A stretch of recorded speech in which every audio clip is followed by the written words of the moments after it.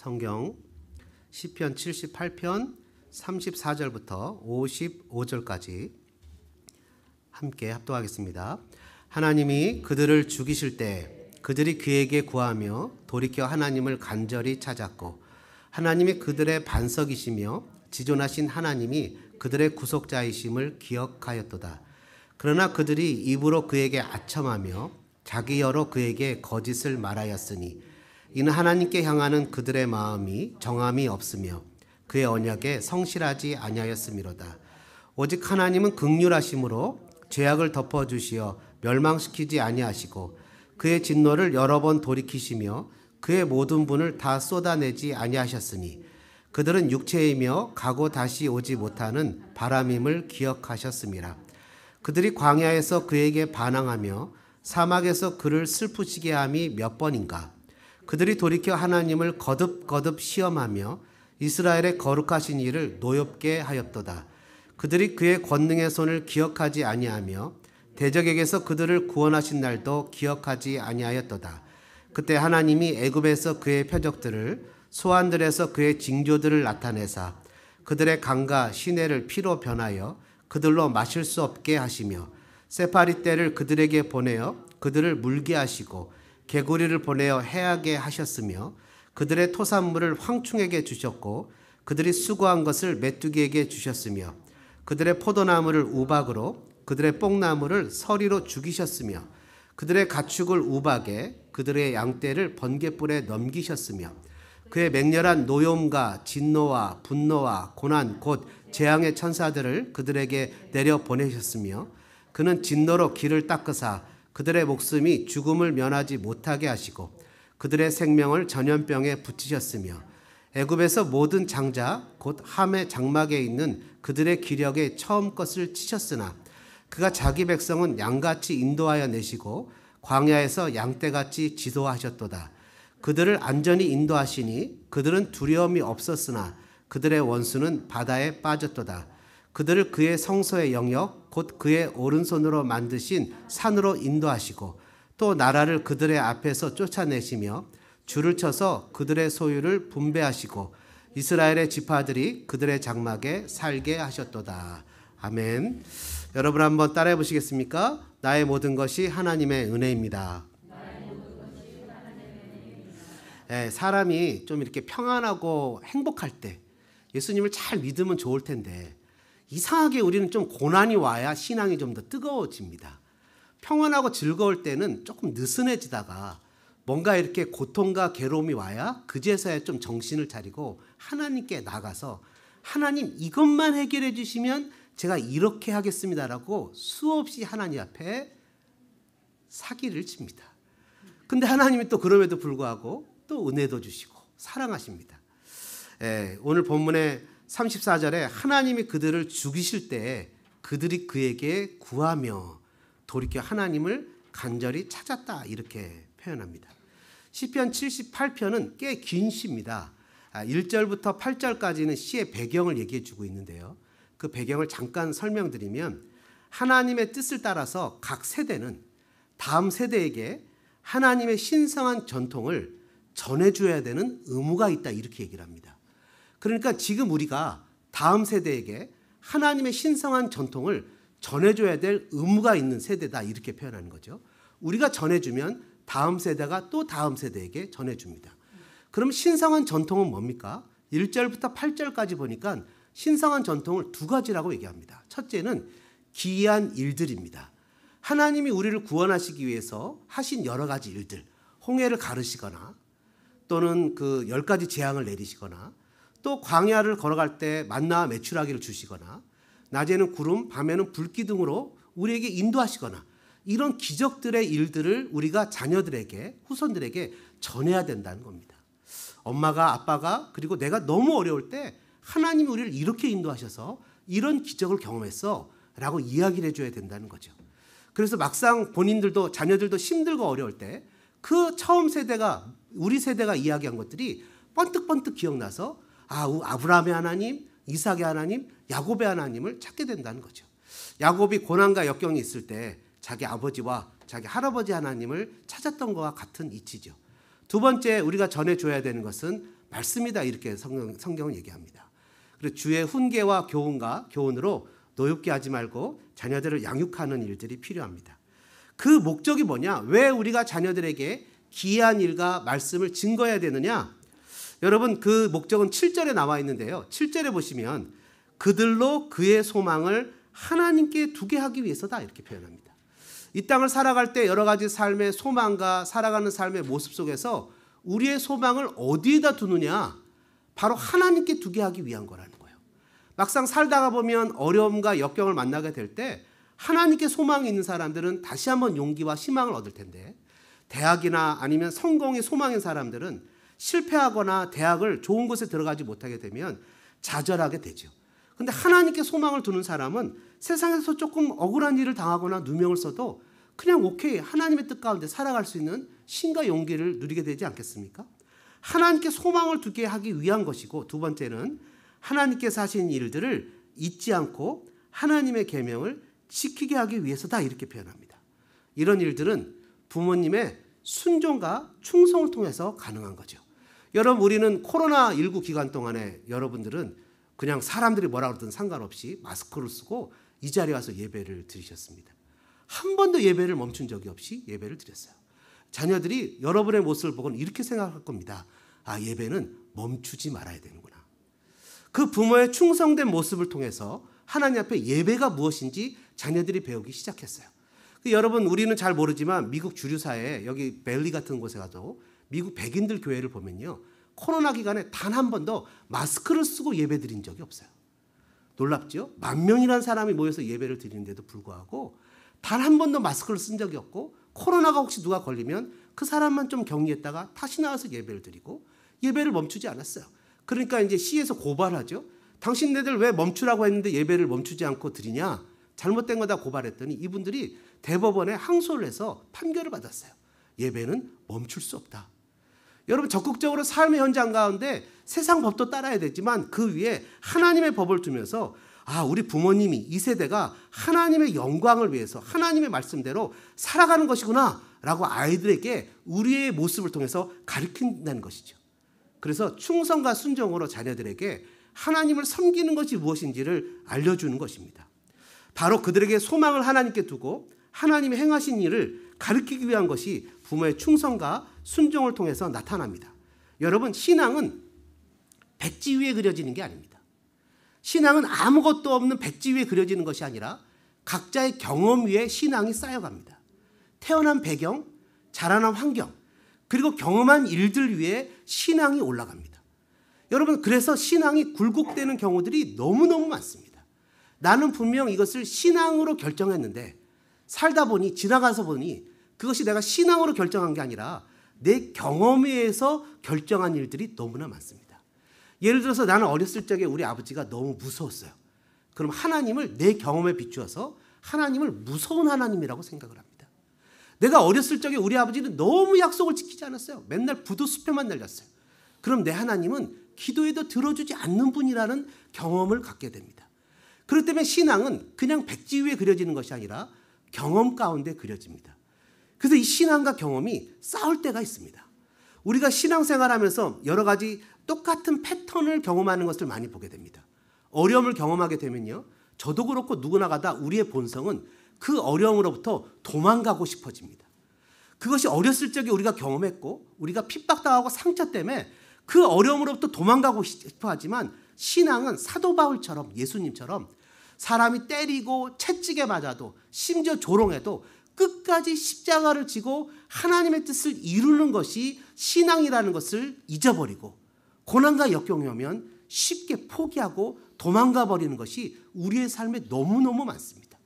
그러다 보니 가나안 땅에 들어가야 되는데 가나안 땅에 있는 사람들이 그냥 안악자손처럼 큰 거인이고 우리는 메뚜기처럼 작게 보이니 그들과 싸우는 것을 기피하고 도망가고 좌절하고 포기하니 광야에서 40년간을 맴돌다가 죽는 일을 당하는 것처럼 수많은 믿음의 성도들이 신앙으로 결정하지 못하고 믿는다고 하지만, 실은 기도도 그렇게 열심히 하지만 정작 결정하는 모습을 보면 자신의 과거의 상처나 아픔이나 자신의 경험에 의해서 결정을 해서 정말 밀고 전신갑주를 입고 나가야 되는데도 불구하고 주저앉아버리는 경우들이 너무나 많이 있더라는 것입니다. 여러분, 그런 예는 얼마든지 들을 수 있습니다. 기독교 역사상 가장 안타까운 일은 뭐냐면 노예 제도를 기독교가 수용하고 받아들였다는 거예요. 아니, 실은 태어날 때부터 기독교뿐만 아니라 온 세계에 노예 제도가 있었어요. 그것이 일반적이고 보편적인 환경이었어요. 그러니 많은 목사님들이 노예 제도를 당연한 것으로 여겼어요. 그래갖고 노예 제도에서 샘, 함, 야벳을 노아의 사건을 통해서 하나님이 저주하신 사건을 가지고 이 아프리카 노예들이 정당하다고 주장했어요. 수많은 사람들이 인권이 착취당하고 그 사람들의 자유와 아픔이 수많은 역사 속에서 지금도 그 잔재들이 남아있지 않습니까?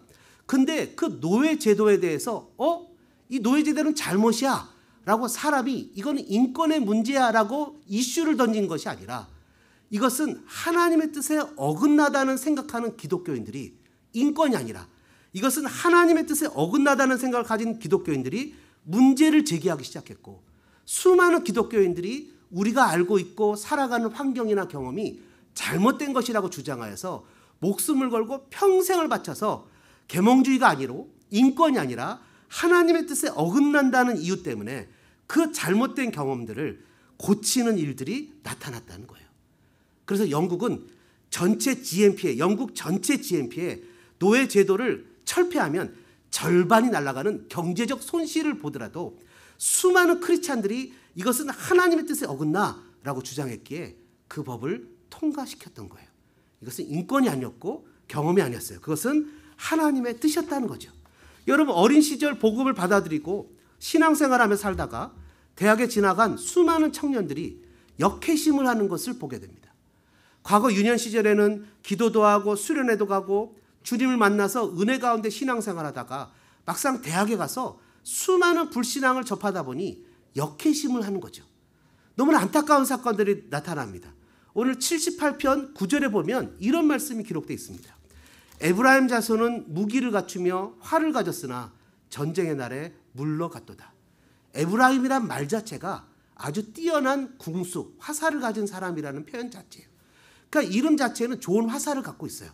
여러분, 좋은 화살과 훌륭한 무기를 갖춰 있으면 이 무기와 좋은 화살은 언제 써야 됩니까? 전쟁 때 써야 되는 거예요. 근데 막상 신앙을 드러내야 될 때 에브라임이 도망가 버렸다는 거예요. 그냥 우리가 평상시에 신앙의 얘기를 하고 예수를 믿어야 돼, 주님밖에 없어, 난 주님을 위해서 살 거야 라고 결단했지만 정작 신앙을 고백해야 되는 때에 모든 사람들이 뒤로 물러간다는 거예요. 왜 이런 일들이 나타날까요? 정작 하나님을 믿고 신앙하고 예배하고 나 주님 아니면 안 돼요 라고 믿음으로 살겠다는 수많은 사람들이 코로나19의 그 바이러스 때문에, 코로나19의 정부의 지침 때문에 왜 하나님을 예배하는 일이, 물론 줌 예배를 드리고 견디며 이긴 사람들도 있지만 그렇지만 떠난 사람들이 수없이 많은데 왜 그런 일들이 생겨났을까요? 오늘 본문은 이렇게 얘기합니다. 그들이 신앙에서 물러선 이유가 11절에 여호와께서 행하신 것과 그들에게 보이신 그의 기이한 일들을 잊어버렸기 때문이라는 거예요. 잊어버렸기 때문이라는 거예요. 그들이 잊었기 때문이라는 거예요. 그들이 기억하지 못한다는 거예요. 본문 42절에도 뭐라고 기록합니까? 그들이 그의 권능의 손을 기억하지 아니하며 대적에게서 그들을 구원하신 날도 기억하지 아니하였도다. 기억하지 못했기 때문이라는 거예요. 막상 어려움이 닥치자 단순히 하나님이 나를 구원하시고 나를 이끌어주신 그 하나님에 대해서 기억하지 못했다는 거예요. 위기의 순간 어떻게 해야 된다는 것을 뻔히 알면서도 그 순간이 닥치자 내가 그냥 패닉에 빠져서 순간 어떻게 할 줄 몰라 어리둥절해서 그것이 잘못됐다는 거예요. 여러분, 지금 푸틴이 전쟁을 하고 있는데 전쟁을 하는 중에 그런 영상 보셨습니까? 이 공병대 군인 하나가 군인 하나가 그 러시아군이 쳐들어오자 탱크가 막 밀고 오니까 다리를 폭파해야 되는 거예요. 옛날에 우리 6.25 때도 그런 거 많았잖아요. 다리를 폭파해야 되는데 이게 공병대가 폭탄을 설치하고 자기가 도망가고 터뜨리기에는 시간이 없는 거예요. 그 자리에 자기가 있으면서 폭탄을 터뜨려 버렸어요. 자기가 죽은 거죠. 그것 때문에 이 패닉에 빠졌던 어느 나라입니까? 우크라이나 군대가 재정비할 수 있는 시간을 벌었대요. 갑자기 미사일을 쏘고 폭탄을 쏘니까 정신을 못 차렸는데 이 다리를 파괴하면서 러시아 군대가 들어오지 못하니까 재정비할 수 있는 시간을 차렸대요. 그러니까 패닉 상태에 빠지면 하나님을 믿는 신앙의 성도로서 어떻게 해야 되는지를 그냥 잊어버리는 일이 수없이 많죠. 여러분, 기억한다는 말은요, 단순히 과거의 어떤 사실을 암기하고 떠올리는 정도가 아니라 하나님이 나에게 어떻게 하신 일에 대해서 능동적으로 권면하고 일깨우는 적극적인 영적 행위를 가리키는 거예요. 그러니까 기억하는 것은 스스로 권면하고 일깨워서 적극적인 일로 리마인더 시켜주는, 다시 떠오르게 하는, 리마인더 시켜주셔서 일을 하게 하는. 엄마가 이제 얘기하죠. 너 갔다 올 때까지 이거 반드시 해놔라. 알았지? 반드시 해놔. 왜 회초리 보이지? 하고 딱 걸어놓습니다. 회초리를 하나. 그래갖고 막 장난치고 떠들다가 엄마가 올 때가 딱 됐는데 뭐가 딱 보여요? 회초리가 보여요. 리마인드 시켜주는, 기억나는 거예요. 근데 딱 갔다 왔는데 안 했어요. 근데 엄마가 회초리를 안 때렸어요. 안 해도 되네. 딱 지금 회초리를 보면 우리 엄마는 사랑의 엄마야. 뭐 이렇게 기억이 나는 것처럼 과거에 하나님이 나를 구원하신 것이 리마인드 시켜줘야 된다는 거예요. 예수님이 성찬식을 하고 나서는 이렇게 얘기하시죠. 나를 기념하라. 이게 기억하라는 말의 뜻이거든요. 기념하라. 그리고 또 뭐라 그랬어요? 내가 가면 보혜사 성령이 오실 건데 그 보혜사가 너에게 기억나게 하실 거야. 기억나게 하실 거야. 또 예수님이 뭐라 했어요? 너희들이 넘겨줄 때, 임금들 앞에 잡혀갈 때 무엇을 말할까 염려하지 말라. 그때 너에게 할 말을 주실 거야. 기억나게 하실 거야. 여러분, 이스라엘 사람들이 애굽에서 고통을 당하자 하나님께서 아브라함과 야곱과 이삭의 약속을 어떻게 해요? 기억하셨다. 이렇게 표현하는 거예요. 여러분, 하나님이 기억하셨다는 것은 하나님이 액션을 취하셨다는 말이에요. 내가 하나님을 기억했다는 것은 위기의 순간 이 에브라임 사람처럼 화살을 쏴야 되는데 도망가는 것이 아니라 정말 그 위기의 순간 마치 노예 제도를 해방시켰던 사람들처럼 아니라고 생각되는 것에 저항하고 대적해서 하나님의 뜻을 나타낼 수 있는 믿음의 사람들이 된다는 거예요. 여러분, 오늘 시편을 통해서 우리가 신앙에서 물러서지 않고 기억해야 되는 것들이 세 가지가 있습니다. 세 가지를 얘기를 해요. 그리고 반드시 우리가 우리 자손들에게 전해줘야 되는 것이 세 가지가 있습니다. 여러분, 우리가 우리 자손들에게 전해줘야 될 것이 무엇이 있습니까? 오늘 성경은 세 가지를 얘기합니다. 첫째는 그것은 구속이라는 거예요. 하나님 나를 구원하신 은혜를 절대로 잊어버리면 안 된다는 거예요. 우리가 늘 기억해야 된다는 거예요. 두 번째는 하나님의 사랑이에요. 그분이 나를 어떻게 사랑하셨는지를 기억해야 된다는 거예요. 세 번째는 여전히 공급하시는 하나님의 은혜를 기억해야 된다는 거예요. 그래서 저는 여러분들과 이 세 가지를 간단하게 나누려고 하는데요. 여러분, 우리가 자손들에게 전수해야 되고 또 내가 반드시 기억해야 되는 그런 하나님의 은혜, 첫 번째는 한번 따라해 보실까요? 구속하심이 은혜입니다. 35절에 있는 말씀을 우리 한번 같이 읽어보겠습니다. 35절입니다. 하나님이 그들의 반석이시며 지존하신 하나님의 그들의 구속자이심을 기억하였도다. 고난과 환난 때에 그들이 기억한 건 하나님이 나의 구속자인데 라는 것을 기억했다는 거예요. 여러분, 구속이라는 게 뭐예요? 리뎀션. 이게 발음이 맞습니까? 이게 리뎀션. 구속자라는 것은 값을 지불해서 도로 사갖고 온 거예요. 상환이에요. 상환. 변제. 제가 노예로 팔려갔어요. 노예로 팔려갔는데 누군가 여러분들이 저를 값을 지불해주고 종에서 사왔어요. 그게 구속이에요. 근데 재밌지 않아요? 제가 종이에요. 값을 지불하고 저를 돈을 주고 사왔으면 저를 종으로 사온 거잖아요. 근데 하나님은 저를 값을 지불하고 사오셨는데 종이 아니라 자유를 주셨어요.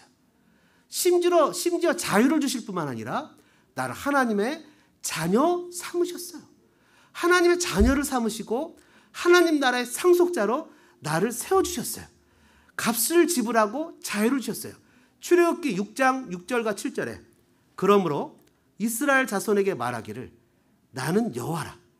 내가 애굽 사람의 무거운 짐 밑에서 너희를 빼내며 그들의 노역에서 너희를 건지며 편팔과 여러 큰 심판들로서 너희를 속량하여 너희를 내 백성으로 삼고 나는 너희 하나님이 되리니 나는 애굽 사람의 무거운 짐 밑에서 너희를 빼낸 너희의 하나님 여호와인 줄 너희가 알지라. 하나님이 바로의 종노릇하는 이스라엘 사람들을 빼내왔어요. 그들에게 하나님이 자유를 줬어요. 여러분, 430년 동안 종살이를 했던 사람들에게는 종의 근성이 있어요. 노예 근성이 있어요. 그를 자유인으로 만들기 위해서 말씀도 주시고 율법도 주시고 어떻게 살아가는지 또한 질서도 주시고 하나님의 자녀로 받아주시는 은혜를 주셨어요. 여러분, 내가 기억해야 될 것은 나는 진노의 형벌로 죽어야 하는 존재인데 하나님의 은혜로 구원을 받았다는 거예요. 그러니까 뭐라고 노래합니까? 만입이 내게 있어도 주님을 찬양할 수 없는 거예요. 그거 부족한 거예요. 그래서 여러분, 그럼에도 불구하고 36절에 그러나 그들이 입으로 그에게 아첨하며 자기 혀로 그에게 거짓을 말한다고 기록합니다. 그런 구원을 받았음에도 불구하고 인간의 본성은 자꾸 하나님을 속이고 죄를 향해서 나가는 거예요. 자꾸 인간의 본성은 하나님 앞에서 충성되게 믿음으로 살아야 되는데도 불구하고 왠지 모르게 죄 짓는 게 훨씬 더 익숙한 거예요. 그럼에도 불구하고 하나님은 어떻게 우리를 계속 구속하신 은혜를 베푸시죠? 35절은 뭐라고 해요? 하나님이 그들의 반석이시기 때문이라는 거예요. 여러분, 반석은 뭡니까? 반석은 든든하죠. 구속적인 은혜를, 반역적인 그들에게 구속적인 은혜를 계속 베푸신 것은 하나님은 든든한 변함이 없는 반석이실 뿐만 아니라 여러분, 반석에서 물 나오는 거 보셨습니까? 어떻게 바위에서 물이 나오겠습니까? 바위에서 물이 나온다는 것 자체가 신비로운 일이 아닙니까? 근데 20절에 반석에서 물을 내서 구원하시는데 고린도전서 10장 4절에 반석은 그리스도라고 표현하고 있습니다. 하나님 우리에게 그리스도를 주셔서 영원히 목말라 죽는 우리에게 생명수를 주어 영생이라는 놀라운 축복을 주신 거죠. 끊임없이 반역하고 또 반역해요. 말씀을 듣고 믿음으로 살겠다고 다짐하지만 막상 예배당 문을 딱 나가면 오늘 목사님 설교 제목이 뭐였더라? 실은 기억도 잘 나지 않는 사람이 충격적이게도 90%라는 거예요. 그래서 잘 기억도 나지 않아요. 그래서 또 나가서 또 때를 죄를 져요. 그럼 아유, 내가 죄 지면 안 되지 하는데도 여전히 하나님 우리를 놀랍게 사랑하시는 이유가 뭘까요? 도대체 하나님 우리와 같은 사람을 포기하지 않고 끝까지 우리를 사랑하시는 그 이유가 뭐죠? 38절과 39절에 보니까 38절에 이렇게 기록합니다. 오직 하나님은 긍휼하심으로 죄악을 덮어주시어 멸망시키지 아니하시고 그의 진노를 여러 번 돌이키시며 그의 모든 분을 다 쏟아내지 아니하셨으니 39절 같이 읽겠습니다. 그들은 육체이며 가고 다시 오지 못하는 바람임을 기억하셨더라. 하나님도 기억했다는 것. 우리 보고 기억하라고 하시는데 하나님도 기억하신 게 뭐예요? 우리가 그냥 육체 연약한 존재라는 것이에요. 여러분, 그래서 우리가 구속받은 것을 후대에 전해야 되는 그런 은혜가 있다는 것을 기억하시기 바랍니다. 두 번째는요, 우리가 하나님 앞에 후대에 전하고 기억해야 되는 것은 무엇입니까? 한번 따라해 보실까요? 하나님은 사랑이십니다. 여러분, 아멘이십니까? 여러분, 사랑이라는 걸요, 한마디로 표현하면 뭐라고 표현할 수 있을까요? 제가 이렇게 가만히 있다가 떠올랐어요. 사랑을 어떻게 표현할 수 있을까? 이 단어를 어떻게 우리가 쓰는 일상의 언어는 아니지만 딱 기억나는 단어로 쓸 수 있을까라고 생각했다가 제가 사자성어를 만들었습니다. 한번 따라해 보실까요? 사랑은 평생 내 편. 평생 내 편이다. 심지어 내가 그 사람을 힘들게 하고 아프게 해도 그냥 내 편이다. 내가 그 사람을 속상하게 해도 그 사람 그냥 내 편이다. 평생 내 편을 들어주는 분이다. 그 누가 뭐라 그래도 평생 내 편이다. 여러분, 어떤 조건이나 상황 가운데서도 평생 내 편이 있다는 것은 행복하지 않습니까? 예, 내가 잘하는 것보다, 하나님을 기쁘시게 하는 것보다 실망하고 하나님을 아프게 하는 일이 훨씬 많은데도 하나님이 내 편을 들어주신다는 게 얼마나 나에게 큰 놀라우신 사랑입니까? 신은 언약도 잘 못 지키잖아요. 마음이 조석으로 변해서 어떨 때는 잘 믿는 것 같고 어떨 때는 잘못 믿는 것 같고 또 내가 잘 믿는 것 같으면 어깨가 으쓱해서 나 같은 사람이 어딨어? 막 이렇게 교만했다가 조금만 일이 안 되면 그냥 죽었다고 생각하고 그냥 속상해서 풀이 죽어서 이러지도 저러지 못하는 정말 불쌍하고 연약한 존재들 아닙니까? 그럼에도 불구하고 하나님 여전히 나를 사랑하시고 내 편이 돼주신다는 거예요. 광야에서 반항하고 하나님을 슬프게 하고 거듭거듭 하나님을 거역하고 이거 들어주시면 잘할게요. 이것만 들어주시면 내가 믿음 생활 정말 잘할게요 하면서 수없이 하나님을 속여왔는데도 불구하고 하나님은 아들까지 주셔서 변함없는 사랑으로 그렇게 속이는데도 불구하고 나를 사랑하신다는 게 놀랍지 않습니까? 여러분 어저께 저녁 때 이렇게 샤워하고 뭐 저녁 다 하고 뭐 화장품을 또 바르고 이렇게 좀 아내 옆에 살짝 앉았더니 아내가 이제 자기가 뭐 하는데 제가 앉으니까 이제 귀찮은 거예요. 그래서 우스갯소리를 하는 거예요. 냄새 나니까 좀 피해달라는 거예요. 냄새 나니까. 근데 여러분 제가 그 얘기를 딱 들으면서 누가 떠올랐냐면 탕자가 떠올랐어요. 탕자는 돼지를 쳤고 돼지 냄새 얼마나 지독합니까? 맡아보셨습니까? 우리 옛날에 프레지노 그 몽성가로 갈 때 꼭 그 어디만 지나가면 이 그 가축 냄새가 얼마나 나는지 몰라요. 근데 이상하게 우리 데니엘 민 집사는 거기다 차를 세우고 밥을 먹지. 그 애들이 코를 막고 막 이러면서 거기서 김밥 먹고 밥을 먹었는데 그래 거기서 이제 거기가 좋은 휴게소가 있으니까 밥을 먹었죠. 그 돼지 냄새가 그렇게 났을 텐데도 그 아버지는 자기가 죽은 걸로 여기고 제사를 갖고 간 그 불효막심한 놈에게 상거가 먼데도 쫓아가서 그를 껴안고 이 내 아들이 죽었다가 살았다고 그를 껴안고 손에 가락지를 끼우고 신을 신기고 옷을 입히고 왕에게 대접하는 송아지를 잡아서 잔치를 베푸는 걸 보면 사랑하기 때문인 거죠. 여러분 어머니들이 자기 애기 똥기저귀 갈면서 똥냄새 난다고 코 막는 거 저는 한 번도 못 봤습니다. 똥기저귀 아멘하시는군요. 한 번도 못 봤습니다. 여러분 그 마음은 사랑이 있기 때문에 냄새도 그냥 다 감당하고 가는 거예요. 그래 하나님이 우리에게 수많은 그래 제 아내가 쟤를 서로 사랑을 안 하는 거죠. 사랑이 식은 거예요. 근데 더 중요한 건 뭔지 아십니까? 우리 이경진님 두 분이 꼭 붙어 이렇게 앉으시는 거 보니까 얼마나 사랑하는지 모르겠어요. 두 분이. 그건 더 중요한 건 뭔지 아십니까? 제가 아내를 사랑하는 마음이 식지 않았다는 거예요. 그냥 되는 거예요. 그죠? 우리가 때로는 하나님에 대한 사랑이 식을 수도 있어요. 살다 보니 너무 어렵고 힘들어서 그냥 잊어버릴 수도 있어요. 믿지 않는 사람들보다 더 타락해서 살 수도 있어요. 그럼에도 불구하고 괜찮은 이유는 뭐죠? 하나님이 나를 사랑하신 사랑이 식지 않았다는 거예요. 그 사랑이 우리를 강권하신다는 거예요. 여러분 요즘에 우크라이나 사태를 보면서 밤에 자기 전에 그 짤을 봅니다. 한 2분짜리 뉴스를 봐요. 그러면서 우크라이나 사태를 보면서 하나님 앞에 기도합니다. 5분 10분 꼭 기도를 하면서 자기 전에 이렇게 하나님 이 사람들이 러시아에게 이 수도를 지킬 수 있도록 하나님 도와주세요. 전쟁을 하나님께 속겠다 그러는데 이들을 좀 도와주세요. 근데 다음날 아침에 일어나가지고서 일어나자마자 이제 새벽 예배를 와야 되니까 5시 이전에 일어나야 되는 거죠. 유튜브를 틀어서 짤을 딱 보는데 엊그저께 보니까 그 대통령이 코미디언이라서 정치도 못하고 6개월밖에 안 돼서 엉망진창이라고 욕먹었던 대통령이 자기 모습을 찍으면서 여러분 저는 아직도 수도에 있습니다. 저는 이것을 버리지 않을 것입니다. 하는데 눈물이 왈칵 쏟아지는 거예요.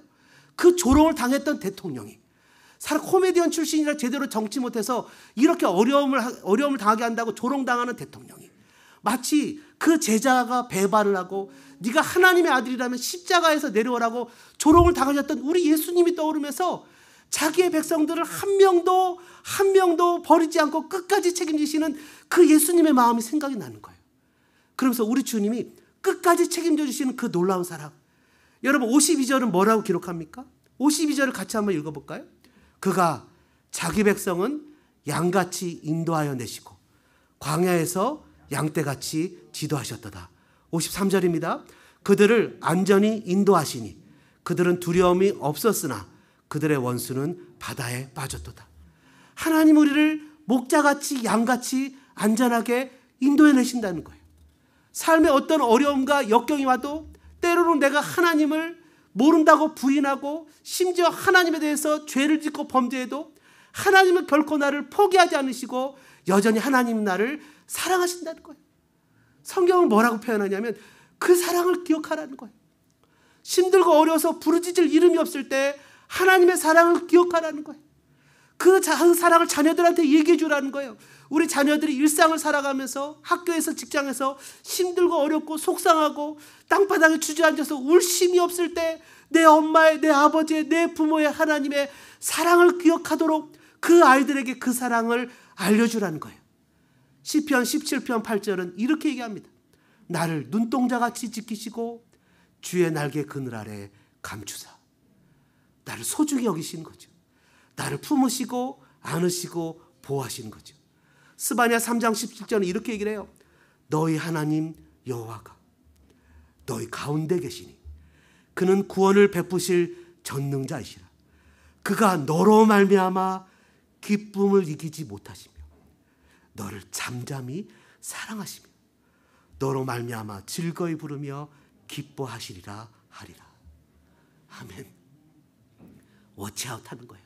아기가 이렇게 아장아장 걸어갈 때 그 부모나 그 어른들이 그 아장아장 걸어가는 아기를 바라보면서 너무 이쁜 거예요. 그 걸어가는 아이가 너무 이쁜데 혹시 넘어질까? 혹시 뒤로 앉을까? 주저앉을까? 얼른 그 아이를 쫓아가서, 여러분 가끔 가다 유튜브에 그런 거 보십니까? 아이들이 위에서 뚝 떨어지는데 아빠가 쫓아가서 잡고, 뒤로 넘어지는데 쫓아가서 잡고, 그런 것처럼 하나님이 잠잠히 사랑하시는 거예요. 여러분 가끔 가다가 거울을 보시고 이렇게 얘기하십니까? 와, 나는 너무 이뻐. 이런 분들은 정신과 상담을 좀 받을 필요가 있어요. 그죠? 근데 나는 너무 이뻐. 내가 나를 봐도 실은 너무 이쁘지 않고 속상한 게 너무 많은데 뭐라고 기록합니까? 너를 잠잠히 사랑하시며 너로 말미암아 즐거이 부르며 기뻐하신대요. 하나님이 도대체 나조차 이해할 수 없는 이 사랑을 왜 베풀어 주시는 거죠? 주님이 왜 우리에게 이런 사랑을 베풀어 주시는 거죠? 오늘 본문은 39절에 그 이유를 이렇게 설명합니다. 같이 한번 읽어볼까요? 그들은 육체이며 가고 다시 돌아오지 못하는 바람임을 기억하셨습니다. 육체래요. 다시 돌아오지 못하는 바람이래요. 가고 돌아오지 못하는 바람과 같이 정말 아무것도 아닌 아침 안개와 같은, 해가 뜨면 사라지는 인생의 그날이 풀과 같은, 자신의 힘으로는 아무것도 할 수 없는 정말 가련한 존재들이래요. 자신의 힘으로 무엇인가를 해보려고 애를 썼지만 무엇인가 할 수 없어서 주저앉아버리는 그런 불쌍하고 연약한 존재이기 때문에, 그래서 주님이 너무너무 그 사람을 긍휼히 여기셔서 사랑하신대요. 예수님 하나님 앞에 이렇게 얘기를 하는 거죠. 아버지 하나님, 내가 십자가에 내려가서 저들을 구원해 주지 않는다면 저들은 자신의 힘으로 아무것도 할 수가 없습니다. 자기의 힘으로는 자기들이 지옥에 간다는 사실조차 깨닫지 못합니다. 내가 내려가서 사람이 되어 저 십자가를 지고 처절하게 고통과 죽음의 그 죽음 끝에 내려가지 않고는 저들을 구원할 수 없습니다. 왜요? 그들은 알지 못하기 때문이고 그들은 바람과 같이 사라질 존재이기 때문입니다. 너덜너덜 걸레가 되어버린 누더기 인형과 같은 그 연약한 존재를 사랑하시는, 마치 예수님이 건강한 자에게는 의원이 있을 때였고 병든 자에게 의사가 필요하다고 하시면서 그 아프고 힘들고 소외된 상처 때문에 움켜안고 나 같은 자를 정말 하나님이 사랑해 주실 수 있을까라고 그것조차 받아들이지 못하는 연약한 심령들에게 주님이 찾아오셨다는 거예요. 아무것도 아닌 나를 반석과 같이 변함없이 사랑하고 그걸 품어주시는 그 놀라우신 사랑의 주님을 믿고 다음 세대에 전수할 수 있는 저와 여러분 되기를 소망합니다. 마지막으로요, 한번 따라해 보실까요? 나의 모든 것 되시는 주님은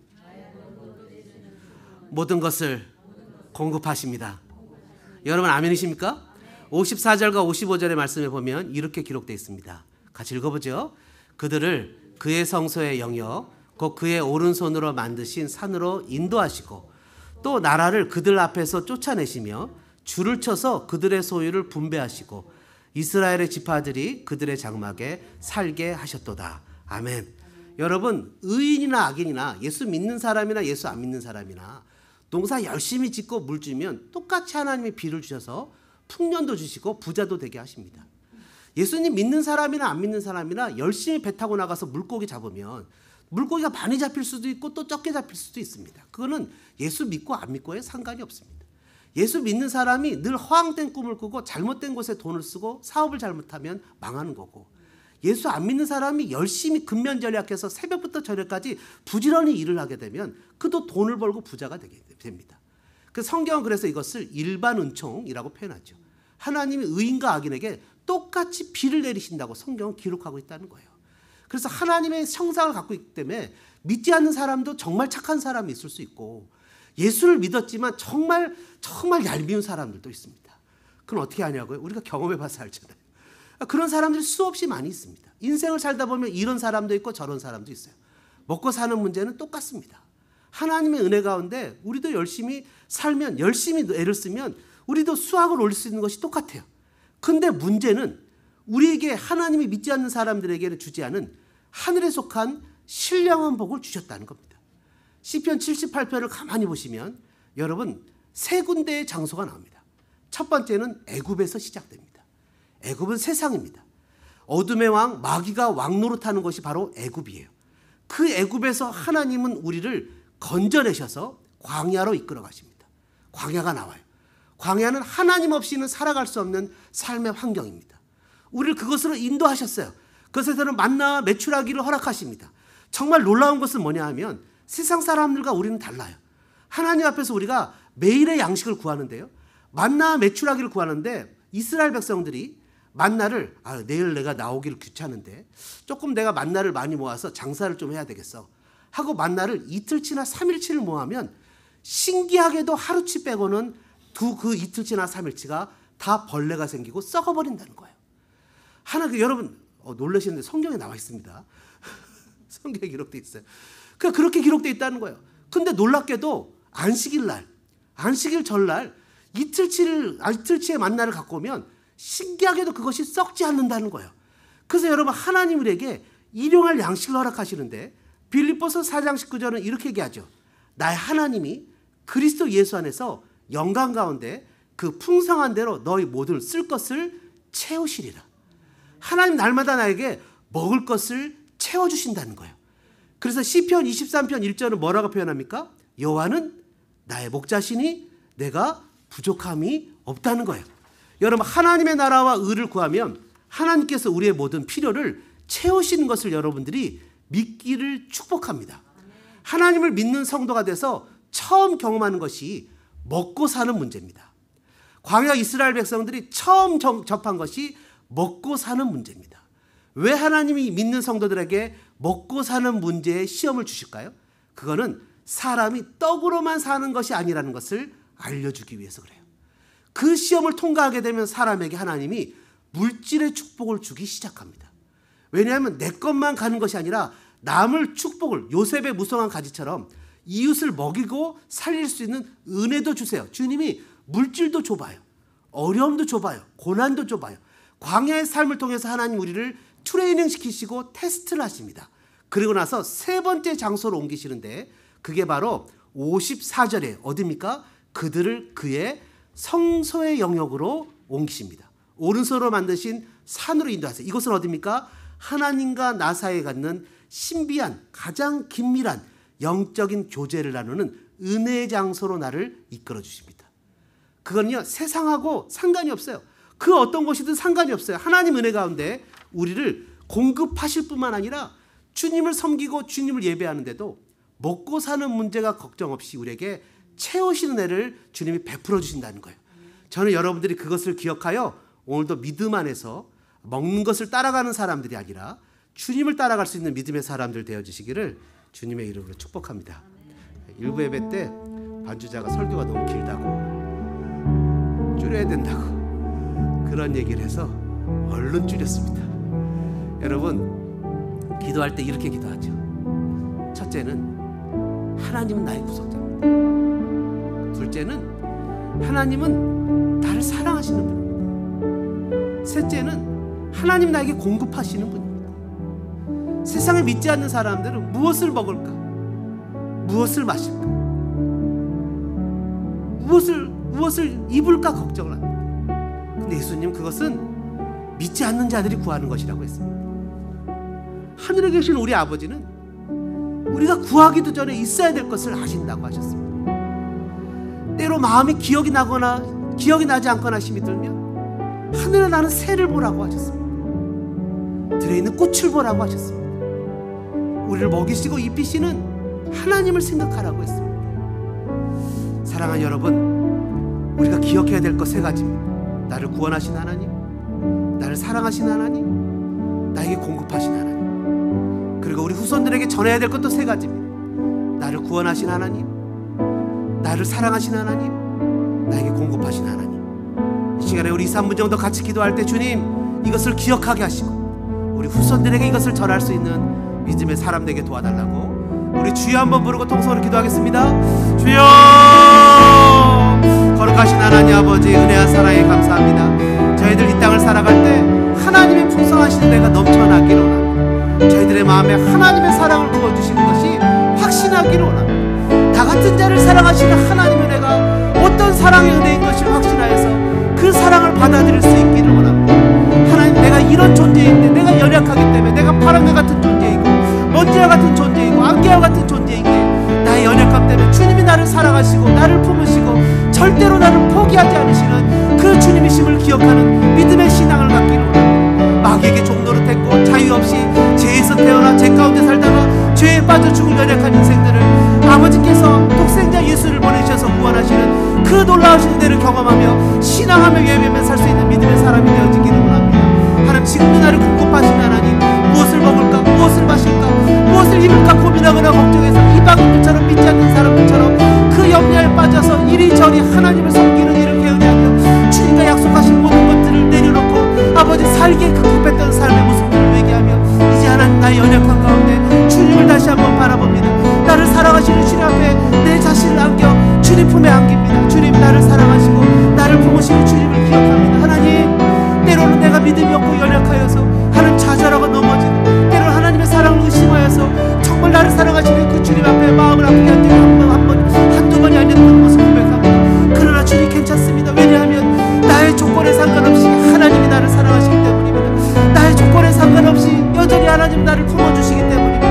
나를 안으시고 나를 품으시고 나를 이끄셔서 결국에는 그 하나님의 놀라우신 아버지 하는 그 목적대로 나를 이루실 주님을 기억합니다. 그래서 하나님, 반드시 내가 기억하고 나갑니다. 나를 구속하신 하나님, 나를 사랑하신 하나님, 나를 하나님 공급하신 하나님을 기억하여 나의 자녀들에게 이 놀라우신 하나님을 증거하며 엄마의 하나님은, 아빠의 하나님은, 내가 믿는 하나님은, 내가 선생님이, 권사님이, 그리고 장로님이, 목사님이 믿는 하나님은 이런 하나님이라고 그의 귀한 일과 내가 그 경험한 주님의 놀라우신 일들을 전파하여 그 자손들에게, 이웃세대에게 주님을 증거하며 자랑할 수 있는 믿음의 사람들에게 도와주셔서 때로는 내가 하나님 좌절하고 넘어져 실망할 때 그 하나님이 기억나게 하시어 다시 한번 힘있게 주님을 바라보며 일어날 수 있는 믿음의 삶을 살 수 있도록 하나님 우리를 도와주시옵소서. 하나님, 역사해 주시옵소서. 우리의 연약함을 아시는 주님, 우리는 주님을 잘 믿고 싶고 주님을 예배하고 싶습니다. 정말 멋진 신앙인답게 살고 싶습니다. 그러나 하나님, 우리는 너무나 자주 신앙이 아닌 우리 과거의 경험에 의해서 넘어지고, 때로는 하나님을 부인하고, 때로는 먹고 사는 것에 급급해서 믿지 않는 사람들처럼 허겁지겁 세상을 향해서 달려가는 수많은 일들을 경험합니다. 이렇게 살면 안 된다, 이러면 안 된다는 생각이 들고 마음의 깨달음이 있을 때 잠시 고개를 숙이고 내 하나님을 생각할 수 있는 은혜를 주신 것을 감사합니다. 다시 한번 일어날 수 있는 은혜를 주신 것을 감사합니다.